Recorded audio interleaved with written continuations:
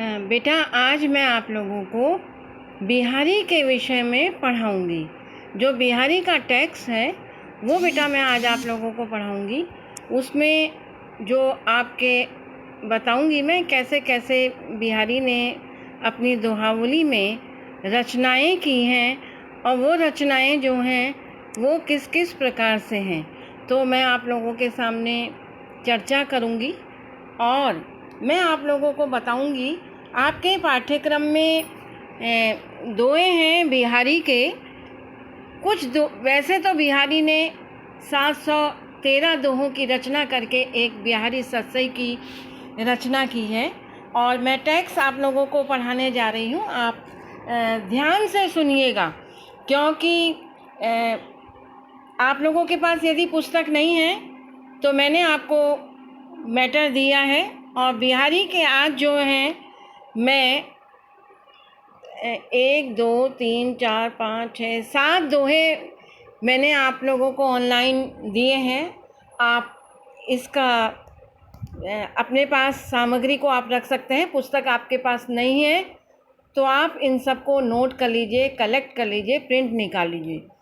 तो देखिए सबसे पहला दोहा, क्योंकि इससे पहले अभी तक मैंने आप लोगों को बिहारी पर बहुत सारे नोट्स दिए थे। मैंने आप लोगों को बिहारी के जितने भी आलोचनात्मक प्रश्न हैं कि बिहारी किस प्रकार से रीतिकाल के एक प्रतिनिधि कवि के रूप में ठहरते हैं, बिहारी किस प्रकार से रीतिकाल के कवि हैं, ये बात मैंने आप लोगों को बहुत अच्छे ढंग से बताई है।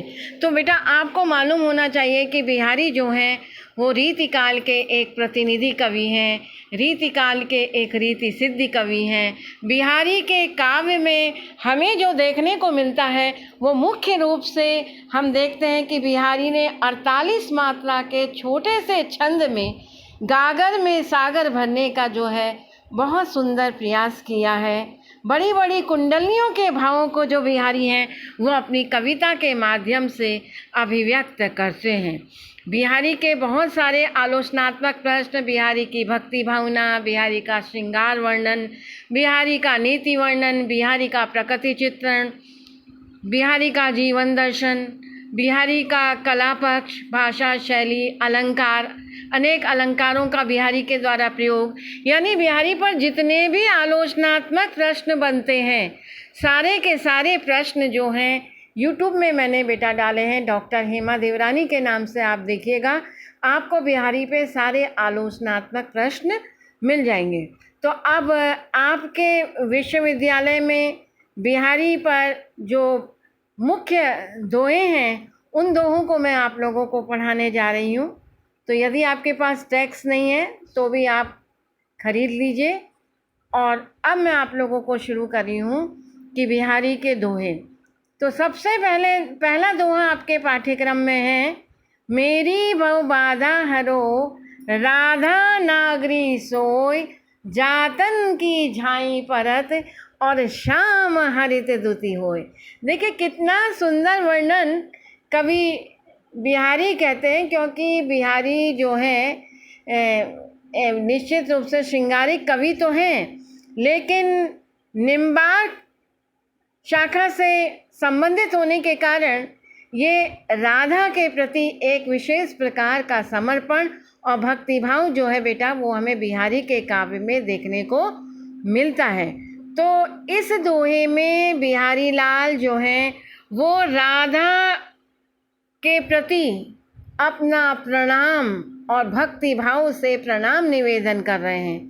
तो सीधे सीधे क्या कह रहे हैं, वो कह रहे हैं कि मेरी भव बाधा हरो नाग, बार बार कह रहे हैं कि हे राधा कुशल चतुर निपुण पारंगत राधिका, तुम मेरी जो कठिनाइयाँ हैं, जो मेरे दुख हैं, जो मेरे कष्ट हैं, उन कष्टों को तुम क्या करो, दूर करो, और जो मेरे लिए कल्याणकारी है, मतलब वो बार बार कह रहे मेरी भव बाधा हरो, मेरे संपूर्ण कष्टों को, मेरे दुखों को, मेरी विपत्तियों को तुम क्या करो, हरो। राधा नागरी सोय, नागरी मतलब क्या होता है बेटा, कुशल चतुर निपुण, ऐसी राधिका जो कुशल है, चतुर है, निपुण है, वो क्या करे, मेरी संपूर्ण विपत्तियों को, संकटों को, कष्टों को दूर करे और जो मेरे लिए कल्याणकारी है वो मुझे प्रदान करे। जातन की झाई परत, राधा जातन की झाई परत, श्याम हरित दुति होए। कितना सुंदर वर्णन कवि कर रहे हैं। वो क्या कह रहे हैं कि जिसके श्याम वर्णन की छाया पड़ने पर गौर वर्ण वाला शरीर जो है वो कैसे कह दे रहे हैं कि हरे वर्ण का हो जाता है। जातन की झाई परत मतलब श्याम वर्ण वाला शरीर पर गौर वर्ण की छाया जब पड़ जाती है श्री कृष्ण पे, तो श्री कृष्ण का वर्ण भी कैसा हो जाता है बेटा, गौर वर्ण का हो जाता है। तो ये बात आपकी समझ में आ जाना चाहिए।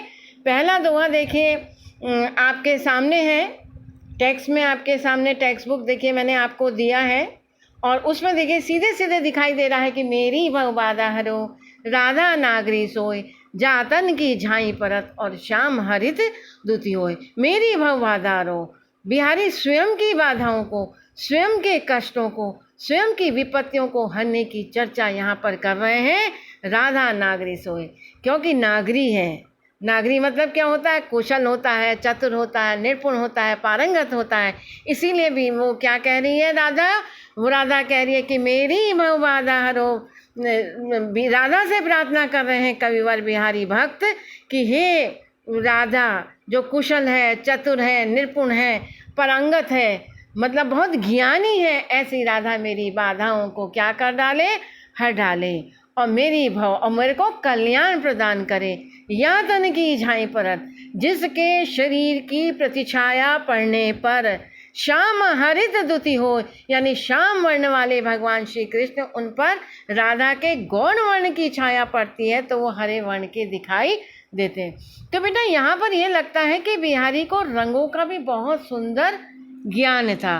मतलब बहुविज्ञ तो थे ही, बड़े ज्ञाता थे, लोक की पहचान थी, ज्योतिष की पहचान थी, रंगों की उनको पहचान थी। बिहारी को अपने समय में अपने समाज के बड़े जागरूक कवि के रूप में बिहारी दिखाई देते हैं, और रंगों का उनको इतना अच्छा ज्ञान था कि सुंदर रूप से बिहारी कितनी सुंदर चर्चा बेटा यहाँ पर कर रहे हैं। दोहा छंद है, देखो हमें काव्यगत सौंदर्य में बेटा बताना पड़ेगा, और ये चीज़ आप बराबर आप देखिए कि जो आपकी टेक्स्ट बुक है कि प्रस्तुत पंक्तियाँ हमारी पाठ्य पुस्तक रीतिकालीन काव्य के निश्चित रूप से बिहारी के काव्य के दोहा नामक शीर्षक से अवतरित की गई हैं, जो रीतिकाल के रीति सिद्ध कवि बिहारी के बिहारी सत्सई से संकलित की गई हैं। और इन पंक्तियों में निश्चित रूप से राधा के प्रति जो है वो प्रणाम निवेदन किया गया है। राधा के प्रति और कृष्ण के प्रति, दोनों के ही प्रति एक भक्ति निवेदन किया गया है। तो बहुत सुंदर वर्णन यहाँ पर दिखाई दिया है। दोहा छंद है, बिहारी बहुत सुंदर रूप में अपनी बात को कह रहे हैं और स्पष्ट रूप से वो इस बात की चर्चा कर रहे हैं। उसके बाद देखिए बिहारी क्या कह रहे हैं, देखिए दूसरा दोहा नंबर 2 देखिए ध्यान से। नीको दई अनाकनी फीकी परी गुहारी, तजो मनो तारन बिरदु बालक बारन उतारी। अब यहाँ पर बिहारी जो है वो अपने भक्त हैं और अपने ईश्वर श्री कृष्ण को उलाना दे रहे हैं, उपालंब दे रहे हैं। उलाना देते हुए भी वो तनिक विचलित नहीं होते और फप्ती कस रहे हैं। वो क्या कह रहे हैं, नी की दई अनाकनी, अनाकनी मतलब टालम टोल कर देना, अनसुना कर देना। नी की दई अनाकनी, मैं कितना ही प्रार्थना निवेदन आपसे करता रहा और आपने मेरी सारी प्रार्थना को क्या कर डाला, अनसुना कर दिया। फीकी परी गुहारी, जितना भी मैंने भक्ति के भाव से युक्त होकर आपसे प्रार्थनाएं की वो सब बेकार हो गई। अब कवि क्या कह रहा है, तजो मनो तारन बिरदु, ऐसा लगता है कि आपने मानो, मनो मतलब मानो, तजो मतलब त्याग दिया। क्या त्याग दिया, तारन, तारने का जो भावना आपके अंतःकरण में थी उस भावना को आपने त्याग दिया और 12 का 12 अनुतारी, एक बार आपने गज शावक को यानी हाथी के बच्चे का उद्धार कर दिया, उसके बाद से आपने अपने भक्तों पर कृपा करना ही बंद कर दिया। और जो मैं बात कर रहा हूँ वो बात की भी आप क्या कर रहे हैं, अनसुनी कर रहे हैं। बहुत सुंदर रूप से बिहारी इस बात की चर्चा कर रहे हैं और बता रहे हैं। तो यहाँ पर देखो बेटा, दोहा छंद है, ब्रजभाषा है, ये तो बराबर आपके समझ में आ रही है। लेकिन मुख्य रूप से आप देखें यहाँ पर तजो मनौ, मनौ शब्द का प्रयोग किया है। तो कवि की एक कल्पना है, कवि की एक उत्प्रेक्षा है, यानी उपमेय में उपमान की संभावना, उपमेय में उपमान की यहाँ पर कल्पना की जा रही है। तो यहाँ पर काव्यगत सौंदर्य में बेटा आपको लिखना पड़ेगा उत्प्रेक्षा अलंकार का प्रयोग बड़ी खूबसूरती के साथ में बिहारी ने किया है। क्यों? क्योंकि बिहारी क्या है, अपने समय के बिहारी जो है वो निश्चित रूप से बेटा क्या है, वो रीति सिद्ध कवि हैं। बिहारी अपने समय के रीति सिद्ध कवि हैं और वो अलंकारों का प्रयोग, उन्होंने किसी प्रकार के लक्षण ग्रंथों की रचना नहीं की और अलंकारों का बड़ा सुंदर प्रयोग जो है बिहारी ने अपने काव्य में किया है। तो यहाँ पर उत्प्रेक्षा अलंकार का देखिए बहुत सुंदर हमें प्रयोग देखने को मिला।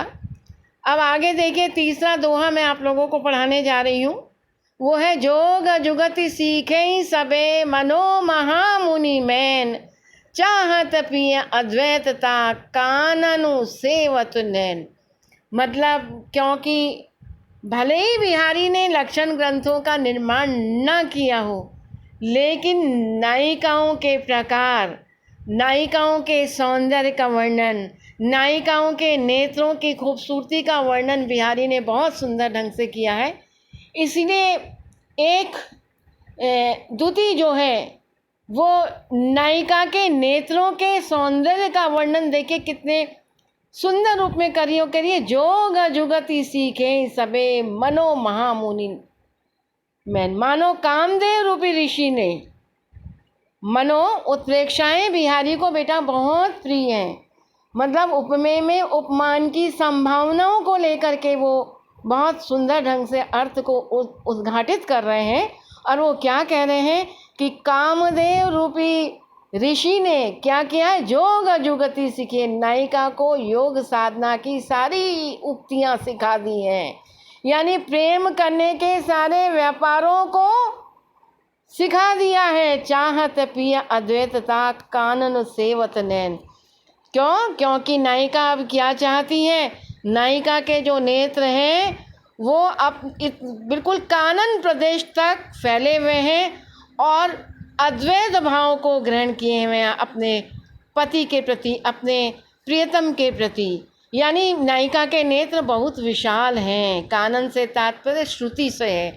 जो कानन मतलब कान से तात्पर्य यानी कान तक नायिका के नेत्र फैले हुए हैं और वह अद्वैत भाव लिए हैं, यानी प्रियतम इतने विशाल नेत्र को लिए हुए हैं कि मानो कामदेव रूपी ऋषि ने उस नायिका को योग साधना की, प्रेम की सारी विधियों में प्रवीण बना दिया। बहुत ही सुंदर वर्णन उत्प्रेक्षा।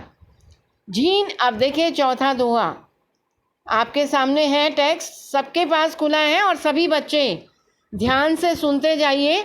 बीच बीच में मैं आप लोगों को बेटा टेक्स्ट भी पढ़ाऊंगी, क्योंकि इस वर्ष जब तक आप लोगों की रेगुलर क्लासेस नहीं होती तब तक आप ऑनलाइन क्लासेस नियमित रूप से अटेंड करिए। झीने पट में झुलमुली, झलकती ओप अपार, सुरतरु की मनु सिंधि में लसती सपल्लव डार। बिहारी सौंदर्य में भी अपनी कलम को तोड़ देते हैं। सौंदर्य चित्रण करने में बहुत सुंदर चित्रण करते हैं वो सौंदर्य, क्योंकि सौंदर्य का तो कहीं कहीं उन्होंने कहा है ना, लिखन बैठी जाकी छवि, गई गई गरुड़, भय न केते जगत के चतुर चितेरे कुरु। बहुत सुंदर वर्णन बिहारी अपने काव्य में करते हुए हमें निश्चित रूप से क्या होते हैं, दृष्टिगोचर होते हैं। तो झीने पट में झुलमुली, झलकती ओप अपार। वो जो नायिका है कि कहीं तो उस नायिका को दीप शिखा सी दे। इस प्रकार की उपमाएं भी जो है बिहारी लाल देते हैं कि दीपशिखा के समान उस नायिका का सौंदर्य जो है वो चमत्कृत करने वाला होता है। तो वो क्या कह रहे हैं, जीने पट में झुलमुली झलकती ओप अपार। वो पारदर्शक जो उसका वस्त्र है नायिका का बिल्कुल झीना है और बिल्कुल इतना पारदर्शक है कि उसके शरीर का जो सुंदर वर्ण है वो उसमें भी क्या हो रहा है, दमक रहा है, चमक रहा है। पारदर्शक वस्त्र उसने पहना हुआ है, इसलिए उसका पूरा शरीर का सौंदर्य दिखाई दे रहा है। अब कभी कल्पना कर रहा है, क्या कल्पना कर रहा है, उत्प्रेक्षाएं देखिए। मैं बराबर आपको बता रही हूँ कि बिहारी की उत्प्रेक्षाएं देखिए। सुरतरु की मनु सिंधु में लसती सपल्लव डाल। ऐसा लगने लगता है कि सुरतरु मतलब कोई कल्प वृक्ष जो है मानो समुद्र में क्या है, अपने पेड़ और पल्लवों के साथ में शोभायमान हो रहा है। तो नायिका ने जो आभूषण धारण कर रखे हैं वो इतने सुंदर लग रहे हैं जिसकी कवि कल्पना कर रहा है कि मानो सुरतरु जो कल्प वृक्ष है वो समुद्र में जो है पेड़ पत्ती फूल के सहित क्या हो रहा है, शोभायमान हो रहा है। तो परवारो उर्वशी सुनी राधिके सुजान, तू मोहन के उर्वशी है उर्वशी समान। देखो बिहारी जो हैं किस प्रकार से राधा के प्रति निवेदन कर रहे हैं और सीधे सीधे कह रहे हैं, तो परवारो उर्वशी, हे उर्वशी हृदय में बसने वाली, तेरे पे मैं माला अर्पित करता हूँ। क्यों? राधिके सुजान, तू बड़ी कुशल है, चतुर है, निपुण है, पारंगत है। तू मोहन के उर्वशी, तू भगवान श्री कृष्ण के हृदय में निवास करने वाली है और स्वर्ग की उर्वशी नामक अप्सरा के समान है। इसलिए मैं हे उर्वशी के समान सुंदर लगने वाली है राधा, मैं तुम पर क्या करता हूँ, माला अर्पित करता हूँ। तो यहाँ पर देखिए यमक अलंकार का बड़ा सुंदर प्रयोग बिहारी ने किया है, क्योंकि बिहारी का एक अलग से आलोचनात्मक प्रश्न बेटा मैंने यूट्यूब में डाला है कि बिहारी का अलंकार योजना। तो आप ये अभी मैं आपको जितने भी अलंकार बताती जा रही हूँ, अभी आपने देखा उत्प्रेक्षाएँ, अभी तक मैंने जितने भी आपको पद पढ़ाए हैं तो लगभग 2-3 में तो आपकी उत्प्रेक्षाएँ आई हैं। और यहाँ पर आपको यमक अलंकार दिख रहा है। यमक वहाँ पर होता है जहाँ एक शब्द या शब्द समूह एक से अधिक बार आता है, उसके अर्थ भी भिन्न भिन्न होते हैं। यहाँ पर उर्वशी शब्द की अनेक बार आवृत्ति हुई है और उनके अर्थ भी बेटा क्या हो रहे हैं, भिन्न भिन्न हो रहे हैं। दोहा छंद है, ब्रज भाषा है, यमक अलंकार है और बिहारी ने अपने भावों को छोटे से 48 वाले मात्रा वाले दोहे छंद में भरने का बड़ा कुशल प्रयोग किया है। अब इसके बाद देखिए छठा दोहा है। आज मैं आपको 7 दोहे पढ़ाऊंगी, आप ध्यान से सुनिए। छठा दोहा है, कौन भांति रहिए बिरधु अब देखी भी मुरारी, बींदे मोसो आई के गिद्धे गिद्ध ही तारी।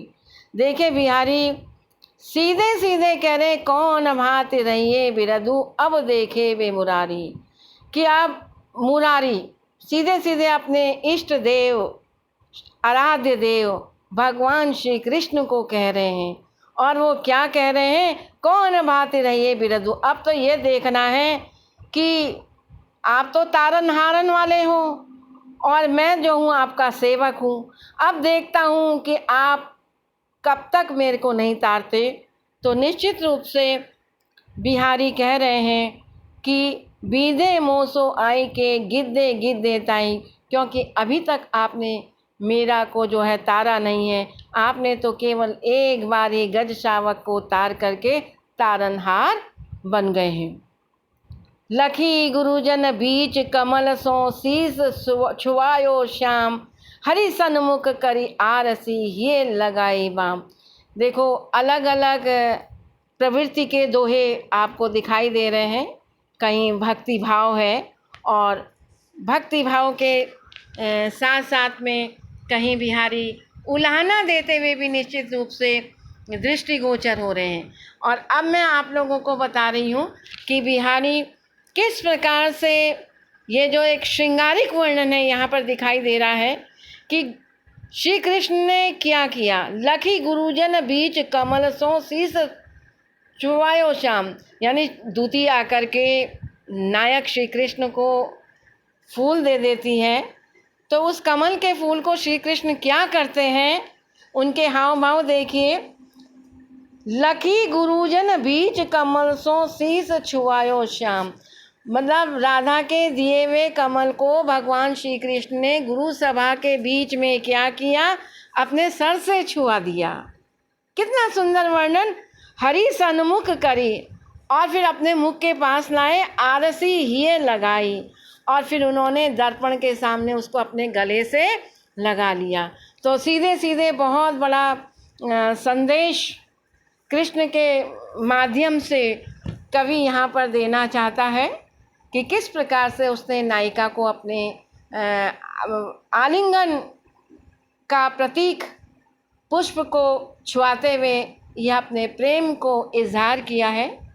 तो बेटा, आज मैंने आप लोगों को बिहारी के साथ दोहे पढ़ाए हैं। यदि आप लोगों को किसी प्रकार की कोई दिक्कत हो तो आप संदेश लिख करके मेरे को छोड़ सकते हो। जब मैं फिर से आपका रिवीजन कराऊंगी तो इसको देख लीजिएगा, आगे आप तैयार करिए। आज मैं इतना ही